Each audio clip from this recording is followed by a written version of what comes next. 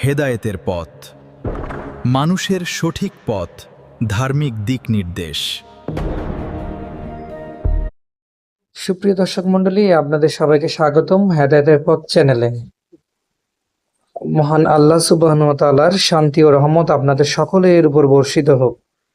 আল্লাহ আপনাদের সবার মনের নেকাশা পূরণ করুক। আজকে আমরা জানব, স্বপ্নে যদি কেউ নবজাত কন্যা সন্তান দেখে এবং পুত্র সন্তান দেখে তার ব্যাখ্যা কি হবে। স্বপ্নে নবজাত কন্যা সন্তান দেখা, তাবিরের ক্ষেত্রে নবজাত কন্যা দেখতে পাওয়া পুত্র সন্তান অপেক্ষা উত্তম। যে ব্যক্তি নবজাত শিশুকন্যা স্বপ্ন দেখে সে সুখ, শান্তি ও আনন্দ লাভ করবে, অর্থাৎ অনেক বেশি ফজিলতপূর্ণ কেউ কন্যা সন্তান দেখলে। আর স্বপ্নে যদি কেউ পুত্র সন্তান দেখে,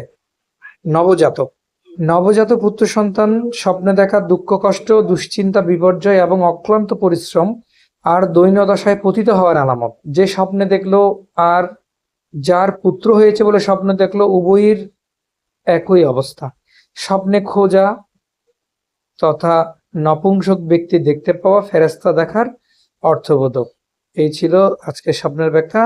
এরকম নিত্য নতুন ব্যাখ্যা পেতে আমাদের সঙ্গেই থাকুন, সাথেই থাকুন। আল্লাহ হাফেজ।